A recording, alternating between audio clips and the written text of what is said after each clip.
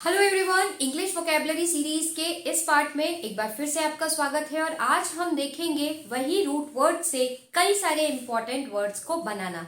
तो मुझे उम्मीद है कि आप लोगों ने जो प्रीवियस सीरीज मैंने आपको दी थी इंग्लिश वोकेबलरी की, वो आपने जरूर रिवाइज की होगी और दिन पे दिन आपकी जो इंग्लिश है वो इम्प्रूव हो रही होगी। तो चलिए बताती हूँ आपको आज का रूट वर्ड, जिसकी हेल्प से हम सीखेंगे कई सारे इंग्लिश के वर्ड्स। तो आज का आपका रूट वर्ड्स है पायरो।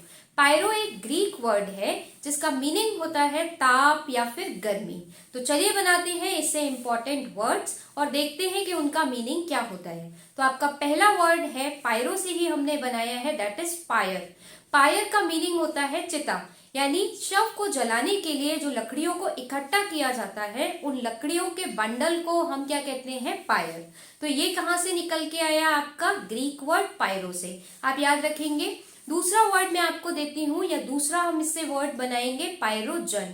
पायरोजन आपका ऐसा केमिकल है, ऐसा पदार्थ है जो किसी जीवाणु के द्वारा रक्त में छोड़ा जाता है और उससे हमें बुखार आ जाता है, तब हम उसे क्या कहते हैं, पायरोजन। तो कहाँ से निकला है आपका वर्ड, रूट वर्ड है पायरो और वहीं से आपका निकला है पायरोजन। मीनिंग क्या होता है, गर्मी, आग, ताप, जो बुखार उत्पन्न कर रहा है आपका। ठीक, नेक्स्ट आप देखेंगे पायरोमीटर। पायरोमीटर एक ऐसा यंत्र है जिसे रिलेटिवली हाई टेम्परेचर को मेजर करने के लिए यूज किया जाता है। तो निकला कहाँ से है, पायरो से। रूट वर्ड है आपका पायरो और वहीं से निकला है आपका पायरोमीटर। नेक्स्ट आप याद रखेंगे पायरो हेलियोमीटर। पायरो हेलियोमीटर जो है ये भी एक तरीके का आपका यंत्र है, लेकिन इसका इस्तेमाल हम किसके लिए करते हैं, सूर्य से आने वाली, जो पृथ्वी पर सूर्य से विकिरण आ रही हैं, उनकी ऊर्जा को मेजर करने के लिए, उसको मापने के लिए हम जिस यंत्र का इस्तेमाल करते हैं वो कहलाता है आपका पायरो हेलियोमीटर। कहाँ से निकला है आपका, पायरो से ही निकला है। ठीक, इसी के बाद एक और आपका यहीं से हमने वर्ड बनाया है, दैट इज पायरोमेनिया। तो पायरोमेनिया क्या होता है, बेसिकली अगर किसी को आग लगाने की एक जुनूनी प्रवृत्ति हो तो हम उसे कहते हैं कि उसे क्या है, पायरोमेनिया है। तो 6 वर्ड्स हमने सीखे एक ग्रीक रूट वर्ड की हेल्प से, जो था आपका पायरो, और वहां से हमने 6 शब्दों को सीखा। सबसे पहला मैंने आपको बताया पायर। पायर का मतलब होता है चिता, या शव को जलाने के लिए जो लकड़ियां इकट्ठी की जाती हैं उसे हम कहते हैं पायर।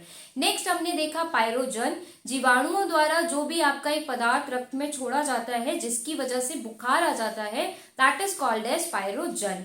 नेक्स्ट उसके बाद मैंने आपको बताया पायरोमेंसी। किसी भी नॉलेज को जानने के लिए या किसी भी बात को जानने के लिए जब आग का इस्तेमाल किया जाता है तो हम उसे कहते हैं पायरोमेंसी। नेक्स्ट आता है पायरोमेनिया।